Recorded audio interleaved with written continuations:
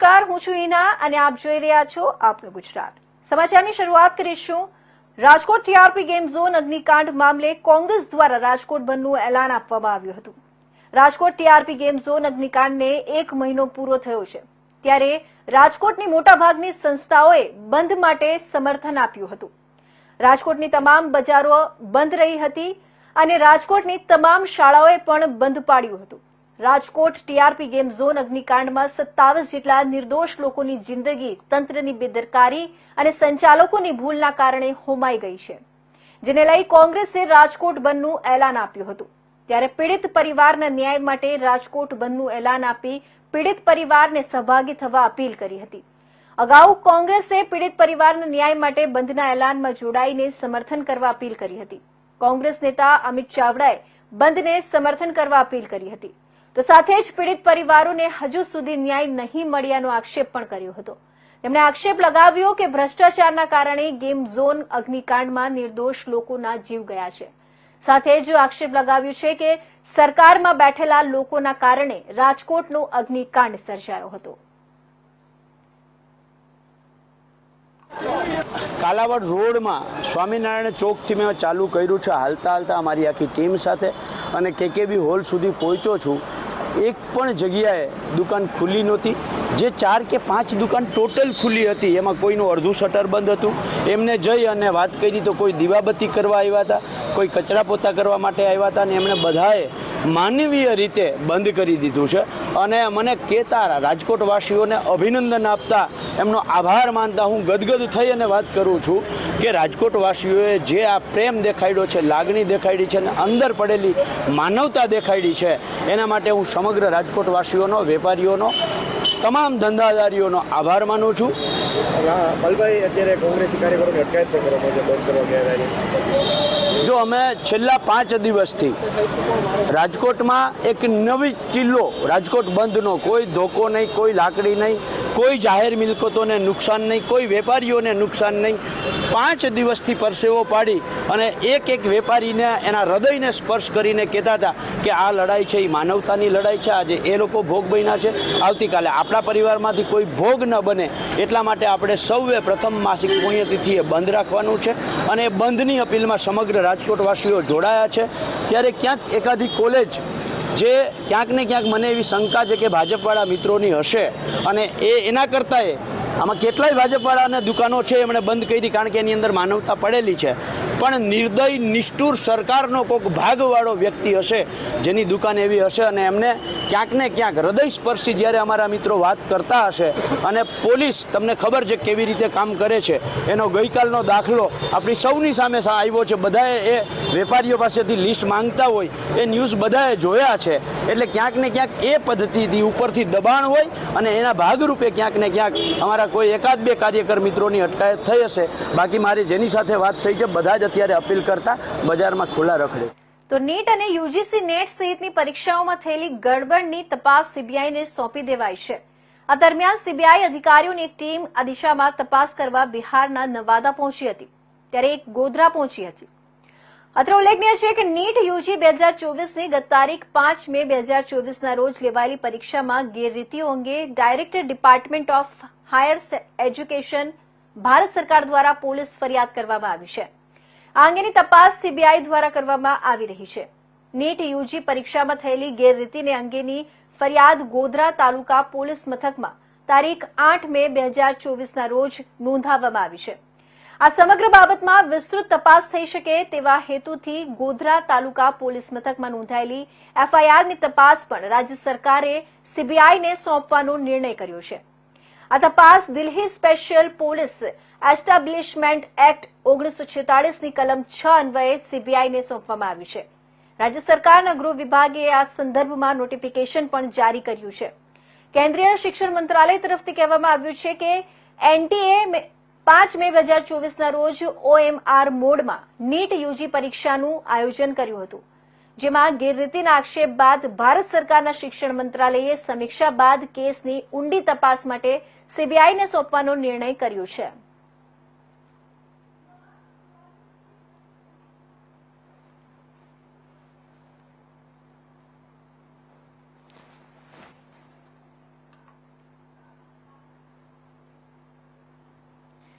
તો આ તરફ ગીર સોમનાથના કોડીનાર સ્થિત ખાનગી સિમેન્ટ કંપનીની રેલવે કોલોની કે જેને બિહારી કોલોની તરીકે ઓળખવામાં આવે છે, અહીં કચરો નાખવા જેવી સામાન્ય બાબતમાં બે મહિલા વચ્ચે ઝઘડો થતા એક મહિલાના પતિ દ્વારા પાડોશી મહિલા સંજુ કુમારીની છરી મારીને કરપીણ હત્યા કરવામાં આવી હતી. આ બાબતે કોડીનાર પોલીસ મૃતક મહિલાના પતિની ફરિયાદ પરથી હત્યારા પતિ પત્નીની ધરપકડ કરી વિશેષ તપાસ હાથ ધરી છે. કોડીનાર સ્થિત ખાનગી સિમેન્ટ કંપનીની રેલવે કોલોનીમાં રહેતા હેમંત કુમાર યાદવ નામના યુવાનના પત્ની સંજુ કુમારી યાદવ 39 વર્ષીય બપોરના સમયે ઘરે હતા ત્યારે તેમના પાડોશમાં રહેતા ગુડિયા દેવી સાથે કચરો નાખવા જેવી સામાન્ય બાબતમાં ઝઘડો થતા ગુડિયા દેવીના પતિ વિદ્યાસાગર વર્માએ ગુસ્સામાં આવી સંજુ કુમારી ઉપર છરીના ઘા ઝીકી દેતા તેણીનું ઘટના સ્થળે કમકમાટી ભર્યું મોત નીપજ્યું હતું.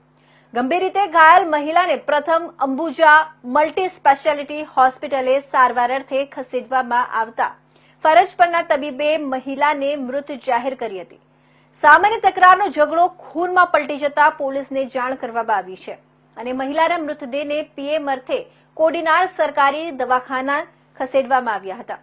કોડીનાર પોલીસ દ્વારા મૃતક મહિલા પર ખૂની હુમલો કરનાર પતિ પત્ની વિદ્યાસાગર અને ગુડિયા દેવીને 24 કલાકમાં ઝડપી પાડી આઈપીસીની કલમ 302, 323, 114 અને જીપી એક્ટ 135 મુજબ ગુનો નોંધી ધરપકડ કરી કાયદેસરની કાર્યવાહી હાથ ધરી દાખલારૂપ કામગીરી કરી છે.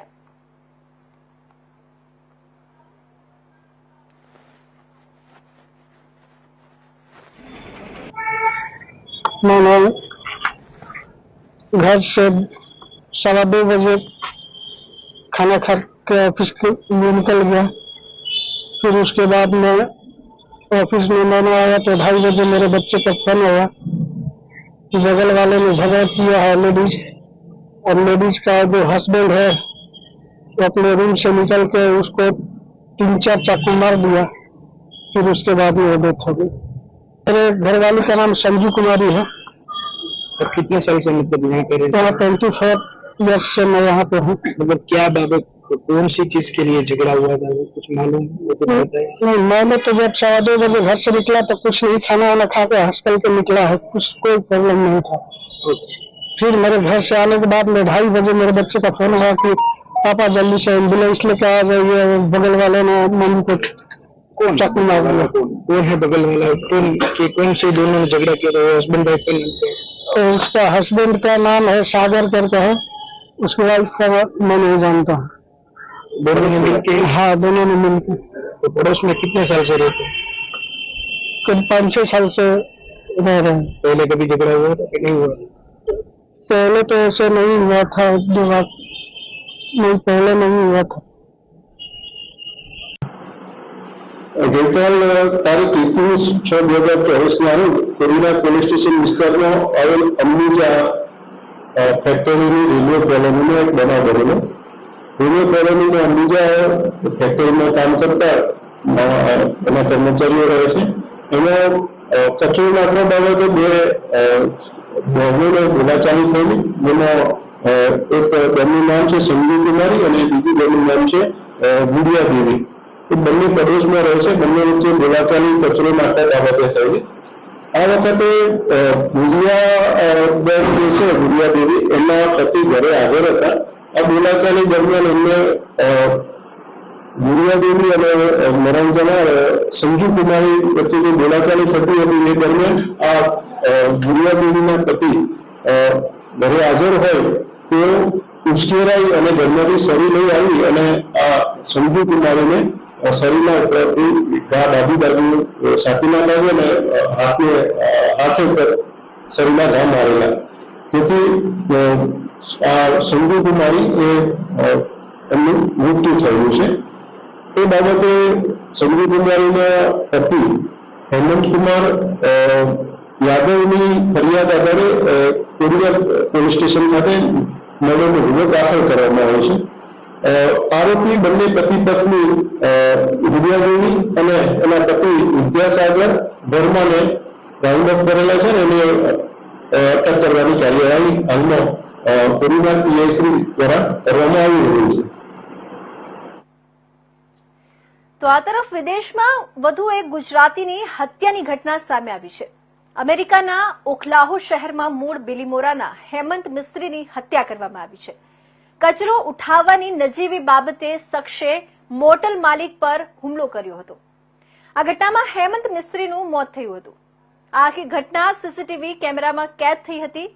મૂળ બિલીમોરાના હેમંત મિસ્ત્રી અમેરિકાના ઓકલાહો શહેરમાં મોટેલ ચલાવે છે. કચરો ઉઠાવવાની નજીવી બાબતે રિચર્ડ લેવિસ નામના વ્યક્તિએ મોટેલ માલિક હેમંત મિસ્ત્રી પર હુમલો કર્યો હતો. હુમલામાં મોટેલ માલિક નીચે પટકાયા હતા અને બેભાન થઈ ગયા હતા. હેમંત મિસ્ત્રીને તાત્કાલિક નજીકની હોસ્પિટલમાં સારવાર માટે ખસેડવામાં આવ્યા હતા, જ્યાં ફરજ પરના ડોક્ટરે તેમને મૃત જાહેર કર્યા હતા. બનાવની જાણ પોલીસને થતાં પોલીસ ઘટના સ્થળે દોડી આવી હતી અને સીસીટીવીના આધારે વધુ તપાસ હાથ ધરી હતી. પોલીસે સીસીટીવીના આધારે આરોપી રિચર્ડ લેવિસની ધરપકડ કરી હતી.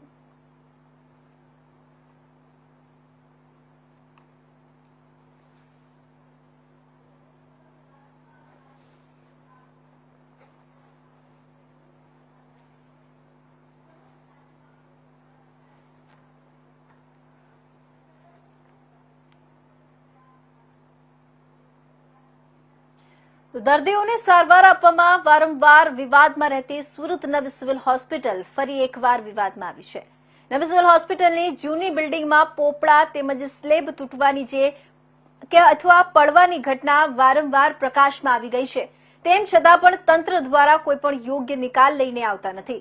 ઘટનાની ગંભીરતા ધ્યાનમાં હોવા છતાં પણ તંત્ર કોઈ મોટી દુર્ઘટના બને તેની રાહ જોઈ રહ્યું છે. જેમાં હવે તો હોસ્પિટલમાં ડાયાલિસિસની સારવાર લેવા આવેલી મહિલા પર સ્લેબ તૂટીને પડતા ભયનો માહોલ જોવા મળ્યો હતો. હોસ્પિટલના Z0 વોર્ડમાં ડાયાલિસિસ દરમિયાન મહિલા પર સ્લેબ તૂટીને પડતા થોડાક સમય માટે ભાગદોડ મચી ગઈ હતી. સદનસીબે હોસ્પિટલમાં એક મોટી દુર્ઘટના બનતા રહી ગઈ હતી. રાની દેવી અને તેના પતિ ડાયાલિસિસ માટે હોસ્પિટલમાં આવ્યા હતા, જ્યાં જૂની બિલ્ડિંગમાં Z0 વોર્ડમાં તેણીની ડાયાલિસિસની સારવાર ચાલી રહી હતી.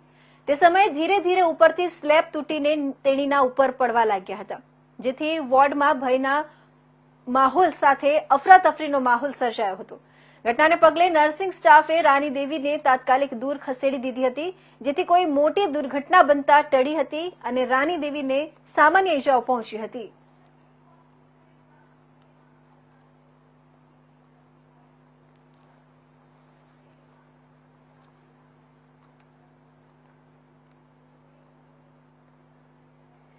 કોડીનારના મિતિયાજ ગામના વાડી વિસ્તારોમાંથી પસાર થતા રોડના અહીં મિતિયાજથી ઉના હાઈવે પર દેવડી ગામના રોડને જોડતો આશરે 3 કિલોમીટર લાંબો રોડ અંદાજે 1.5 કરોડના ખર્ચે આકાર પામી રહ્યું છે. જો કે 3 મહિના પહેલા રોડનું ખાતમુહૂર્ત થયું હતું. આ રોડનું કામ કોન્ટ્રાક્ટર દ્વારા બંધ કરી દેવાતા ખેડૂતો અકળાયા છે. મિતિયાજ ગામના ખેડૂત જયભાઈ બારડે આત્મવિલોપનની ચીમકી આપી હતી. તેમનું કહેવું છે કે આ રોડ તત્કાળ ન બને તો ખેડૂતોને ખેતરે પહોંચવું મુશ્કેલ બનશે અને ખેતરો પણ ધોવાઈ જશે. જો કે પોલીસની સમજાવટ બાદ આત્મવિલોપન કરવાનું જયભાઈ બારડે ટાળ્યું હતું. આ રોડનું કામ કરતા કોન્ટ્રાક્ટર તેજસભાઈ રાઠોડ જણાવ્યું હતું કે આ 2200 મીટરની લંબાઈ અને 7.5 મીટરની પહોળાઈ ધરાવતા આ રસ્તા પર રોડનું કામ હાથ ધરતા આ રોડ પર અનેક જગ્યાએ સરકારી જમીનમાં દબાણો હોય, નિયમ મુજબ રસ્તો મળતો ન હોય અને હાલ પૂરતું આ કામ સ્થગિત કરી તંત્રને અમે લોકોએ સરકારી રસ્તા પરના દબાણ દૂર કરવા અંગેની અરજી કરી દીધી છે. જે દબાણ ખુલ્લું થયા બાદ રસ્તો બનાવવો શક્ય છે, માટે હાલ પૂરતું કામ સ્થગિત કર્યું છે. કોડીનારના મિતિયાજ ગામથી ઉના હાઈવેને જોડતા રોડ પર માર્ગ મકાન વિભાગના ઇજનેરે જણાવ્યું કે આ રોડ પર દબાણ હોવાનું સામે આવી રહ્યું છે.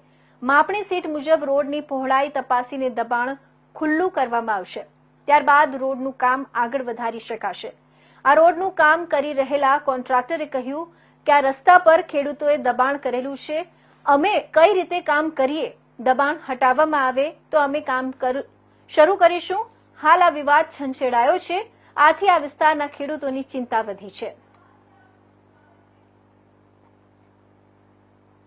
એમાં છે ને આ રસ્તો છે નોન પ્લાન ગાડા માર્ગ રસ્તો છે, બરોબર. રેવન્યુ અંડરમેનનું દબાણ રસ્તા ઉપર થયેલું છે. એમાં આપણી સીટ પ્રમાણે દબાણ ખુલ્લું થશે. જ્યાં 5 મીટર મળતું હોય, 6 મીટર મળતું હોય, એસ્ટિમેટમાં 7 મીટર પહોળાઈ જીએસબી કરવાની છે, બરોબર. એમાં જીએસબી જ્યાં અમુક રેવન્યુ રાહે દબાણ ખુલ્લું કરવામાં આવશે, ત્યાર પછી દબાણ ખુલ્લું થયા પછી આગળની કાર્યવાહી કરવામાં આવશે. એમાં શું છે કે ત્યાં રસ્તા ઉપર દબાણ તો છે જ, એટલે એ દબાણ દૂર થાય. અત્યારે દેખાય છે કે રસ્તા ઉપર દબાણ થયેલું જ છે, એટલે પૂરતી પહોળાઈમાં મળતી નથી રસ્તાની. રસ્તાની સમય મર્યાદા 11 મહિનાની છે, હજી 7.5 મહિના બાકી છે. આ જ્યાં ઊભા છે ત્યાં મારી ખેતીની માલિકીની જમીન આવેલ છે 399 પૈકી 5ની. અને આ રસ્તાને લગત આ રસ્તો જે નવો નોન પ્લાનિંગ મુખ્યમંત્રી સડક યોજના હેઠળ કામ થઈ રહ્યું છે, એ માર્ચ મહિનામાં 14 માર્ચે માન્ય ધારાસભ્યના હસ્તે ખાતમુહૂર્ત કરી અને 16 માર્ચથી કામ ચાલુ કરી છૂટક કરી અને 5-7 દિવસમાં ખોદકામ કરેલું છે. 1.5 કિલોમીટરથી 2 કિલોમીટરનું અંતર. એમાં મારી લગત જમીનનો આવી જાય છે. મારી જમીનનો પ્રશ્ન એ છે કે અહીંયા પાણીનું ગામમાંથી પણ આ રસ્તા ઉપર પાણી આવે છે, અને જ્યાં અમે ઊભા છે એ સ્થળે બીજું આડું એક વેણ વોકળો આવે છે. એની સામેની અહીંથી જવાની વેણ હતી, એ ખોદકામ કરીને સામે પાળો બુરી દીધો, વેણ બુરાઈ ગઈ. હવે પાણી મારા ખેતરની સામે એક્ઝેક્ટ આવે અને જબરજસ્ત પાણી આવે છે. વરસાદ 8 થી 9 ઇંચ એક ધારો જો પડી જાય તો મારા ખેતરમાં ધોવાણ, અને ભૂતકાળની અંદર ધોવાણ થયેલું હતું કે મારા ફાધરને બાપ દાદાએ આ પૂર્ણી કરવી પડી હતી. એટલે એના પ્રોટેક્શન માટે મારી માગણી હતી કે ભાઈ આ રસ્તાને મેટલિંગ કરી દે તો હું મારું પ્રોટેક્શન દિવાલ કરી લઉં. પણ એને આ રજૂઆત મેં સતત રૂબરૂ અને આ અંદાજિત 25 માર્ચ પછીનું કામ અહીંયા બંધ કરી દીધું. ત્યારથી મેં રજૂઆત કરી તો કે અમે 2-3 દિવસમાં કરી આપીએ, 2-3 દિવસમાં. અને ત્યારે મને એ પણ કીધું કે અમે ચોમાસા પહેલા રોડ બનાવીને કરી નાખશું, એટલે તમારી કોઈ મુશ્કેલી ન રહે. આ હૈયા ધારણ અમને આપેલી હતી કોન્ટ્રાક્ટરે, બરાબર. કોન્ટ્રાક્ટરે અરે મારે કોઈ અંગત દુશ્મની નથી, બરાબર. એટલે એના માટે રજૂઆત કરતા છેલ્લે મને અહીંયા એપ્રિલ મહિનાના આખરમાં ના પાડી કે ભાઈ ચોમાસા પહેલા આ કામ નહીં થાય. એટલે મેં 8/5ના નાયબ કાર્યપાલક પેટા વિભાગને લેખિત અરજી આપી. એનો મને કોઈ પ્રત્યુત્તર ન આપ્યો. માત્ર ટેલિફોનિક કહેવામાં આવે કે 2-3 દિવસમાં એ કામ કરી દેશે, 2-3 દિવસમાં કામ કરી દે. સારું કમનસીબે આપણે સારું થયું કે હજી વરસાદ આવ્યો નથી. જો વરસાદ આવી જાય તો અહીંયા કોઈ કામ ન થાય. ને અત્યારે હું જ્યારે આ બાઇક તમને આપી રહ્યો છું ત્યારે હું અત્યારે મારા સ્વખર્ચે પેલા નખાવી અને મારી પ્રોટેક્શન કરી રહ્યો છે. ઓકે, બરાબર. એટલે મારી માગણી આત્મવિલોપન બાબતે એ હતી. એટલે ગઈ 21 તારીખે 8 વાગે મને પીઆઈ સાહેબે બોલાવ્યો અને મારી મને કે તમે આ બાબતે ઓલું કરી લો આત્મવિલોપનનું. તો સાહેબ મારી માગણી છે તો કે તમે શરતી ઓલું કરી લ્યો. એટલે મેં શરતી કરી કે જો મને કામ આ નહીં થાય તો હું ફરી પાછી આત્મવિલોપનની અરજી કરીશ. એ શરતે મેં જામીન આપેલા છે. કે કાંકરી મેં પાથરેલી છે. વિવાદ એવો છે કે આપણે મિતિયાથી લઈને દેવડી રોડ જે જોડતો રસ્તો છે એ 2200 મીટરનો છે. અંદાજિત 2200 મીટરનો રોડ લંબાઈમાં છે અને પહોળાઈ 7.5 મીટરની, એટલે કે 7.125 મીટરની છે. અત્યારે સ્થળ ઉપર તમે જોવો છો ક્યાંય 7 મીટર મળતી નથી. ખેડૂતોનું દબાણ છે. 4 થી 4.5 મીટરની પહોળાઈમાં મળે છે અત્યારે હાલમાં. અત્યારે 4 થી 5 મીટર જ મળે છે, એનાથી વધારે નથી મળતું. પણ કહેવાનું એમ છે કે અત્યારે હાલમાં જે મારી ઉપર જે આક્ષેપો ખોટા લગાડ્યા છે કે ભાઈ કોન્ટ્રાક્ટર દ્વારા કામગીરી ઠપ કરવામાં આવી છે, એવું કંઈ છે જ નહીં. આ તો ખોટું મારા ઉપર પર્સનલી આક્ષેપો લગાડવામાં આવે છે, એવું કાંઈ નથી. આમાં અત્યારે 4.5 મીટર મળે છે. જ્યાં સુધી મને 7 મીટર પૂરું દબાણ હટાવી ન દે સરકારના તંત્ર દ્વારા, ત્યાં સુધી હું આ કામગીરી નહીં કરી શકું. કોનું કામ હોય? હવામાન વિભાગની આગાહી વચ્ચે રાજકોટ જિલ્લાના વાતાવરણમાં પલટો આવ્યું છે. રાજકોટ જિલ્લાના ધોરાજી પંથકમાં ધોધમાર વરસાદ વરસી રહ્યો છે. પવન અને ગાજવીજ સાથે ધોધમાર વરસાદ શરૂ થયો છે.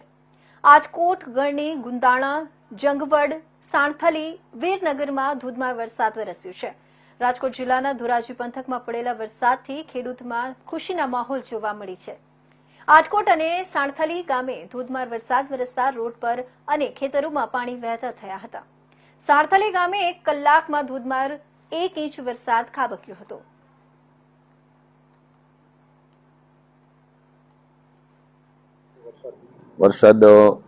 વરસાદ જેને ઓરબીન કપાસ ને આંતર વાવેતર કર્યા એને ફાયદો થયો હોય. બાકી હવે સોયાબીન ને તુવેર ને એ પછી હવે વાવેતર વરસાદ સારો થાય એટલે વાવશું પછી. 2-4 દિવસ. હાલ વરસાદના કારણે ક્યાં પાકોને લાભ થયો? કપાસને, બાકી તો બીજું તો વાવેતર અત્યારે કર્યું ન હોય, તુવેરનું કે કપાસનું કે એડાનું. કપાસનું કર્યું હોય, બાકી તુવેર કે એ સોયાબીન કે વાવેતર હવે વરસાદ થાય પછી વાવવાના આવે. તો આ તરફ આગળ વાત કરીએ, રાજ્યમાં વરસાદી વાતાવરણ અને ફરી એકવાર હવામાન વિભાગની આગાહી સામે આવી છે, જેમાં હવામાન વિભાગે ગુજરાતના અલગ અલગ જિલ્લાઓમાં 7 દિવસ સુધી ગાજવીજ સાથે હળવાથી મધ્યમ વરસાદની આગાહી કરી છે, જેમાં 4 જિલ્લામાં ભારેથી અતિભારે વરસાદનું રેડ એલર્ટ આપવામાં આવ્યું છે.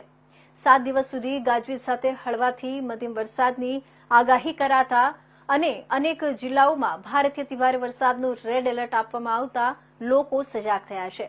ગુજરાતના 3 જિલ્લા ભાવનગર, ભરૂચ, વડોદરાને સાવધાન રહેવાનું કહેવામાં આવ્યું છે. વડોદરા, ભરૂચ અને ભાવનગરને સાવધાન રહેવાનું એલર્ટ આપવામાં આવ્યું છે. આ જિલ્લાઓમાં 87 કિલોમીટરની ઝડપથી પવન ફૂંકાવાની શક્યતા દર્શાવવામાં આવી છે. 87 કિલોમીટરની ઝડપે પવન ફૂંકાઈ શકે છે. આ સાથે અહીં તોફાની વરસાદ વરસવાની પણ આગાહી કરવામાં આવી છે. તોફાની વરસાદ સાથે વરસાદ વરસી શકે તેવી શક્યતા છે.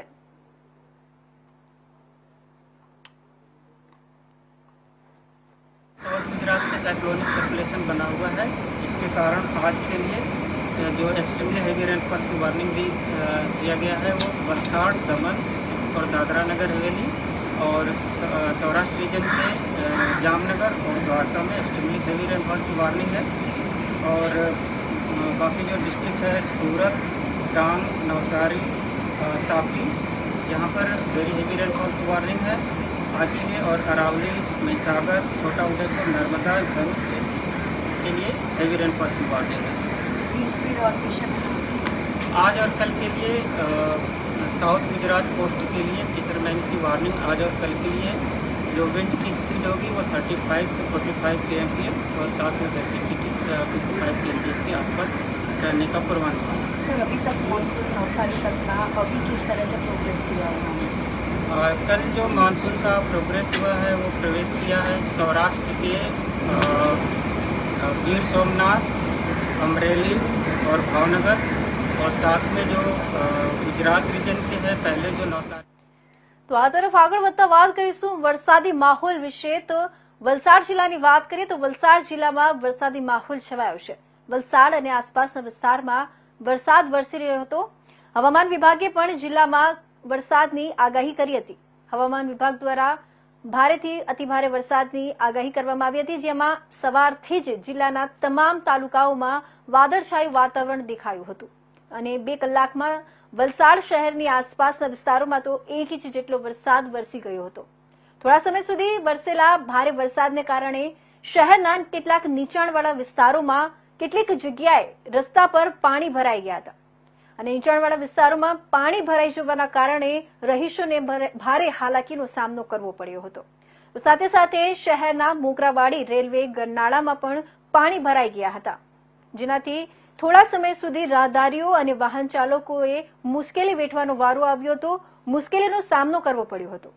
વરસાદની સાથે જિલ્લાના ધરમપુર, કપરાડા, પારડી, ઉમરગામ અને વાપી તાલુકામાં પણ વાદળછાયું વાતાવરણ દેખાયું છે અને વલસાડમાં પણ ગરમી અને ઉકળાટનો માહોલ હતો, જેના લીધે વરસાદ વરસતા વાતાવરણમાં થોડી ઠંડક પ્રસરતા લોકોએ ગરમી અને બફારાથી રાહત અનુભવી હતી.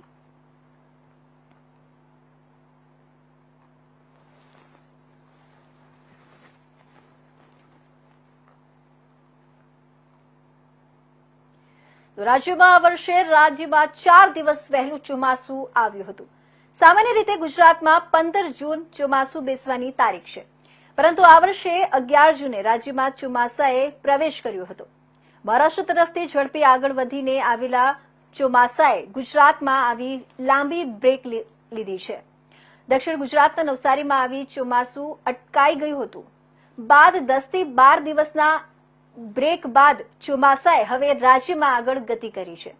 ચોમાસું આગળ વધતા જ દક્ષિણ ગુજરાત અને સૌરાષ્ટ્ર સહિત મધ્ય ગુજરાતના કેટલાક ભાગોમાં જોરદાર વરસાદ વરસ્યો છે, જ્યારે હવામાન વિભાગ દ્વારા હવે રાજ્યના અલગ અલગ જિલ્લાઓમાં આજથી 5 દિવસ સુધી વરસાદને લઈને એલર્ટ આપ્યું છે, જેમાં મહીસાગર જિલ્લામાં આ દિવસો દરમિયાન યલો એલર્ટ આપવામાં આવ્યું છે. જો કે જિલ્લામાં 24 જૂને દિવસ દરમિયાન વાદળછાયું વાતાવરણ રહ્યું હતું, પરંતુ મેઘરાજા મહેરબાન થયા ન હતા અને અસહ્ય ઉકળાટ અને બફારો થતા લોકો ગરમીમાં પરેશાન થયા હતા. જ્યારે રાત્રિનો સમય થતાં જ જિલ્લાના વાતાવરણમાં એકાએક પલટો સર્જાયો હતો. સાથે જ વીજળીના ચમકારા સાથે પવન ફૂંકાવાના શરૂ થયા હતા અને વરસાદની શરૂઆત થઈ હતી. મહીસાગર જિલ્લામાં આજથી 5 દિવસ સુધી યલો એલર્ટ આપવામાં આવ્યું છે, જેને લઈ વાતાવરણમાં પલટો સર્જાયો છે. રાત્રિના સમયે જિલ્લાના વીરપુર પંથકમાં પવન અને વીજળીના ચમકારા સાથે કેટલાક સ્થળે છૂટાછવાયા હળવા વરસાદની શરૂઆત થઈ હતી, જેમાં વીરપુર આસપાસના ગામો ઢેભારી, ધોડી, દાંતલા સહિતના ગામોમાં મેઘરાજાનું આગમન થયું હતું. વરસાદ વરસતા જ લોકોને બફારા ઉકળાટથી રાહત મળી હતી. બીજી તરફ વરસાદની શરૂઆતથી જ ધરતીપુત્રોમાં પણ ખુશીનો માહોલ જોવા મળ્યો હતો. જોકે ખેડૂતો હજી સારા ખેતીલાયક વરસાદની રાહ જોઈ રહ્યા છે.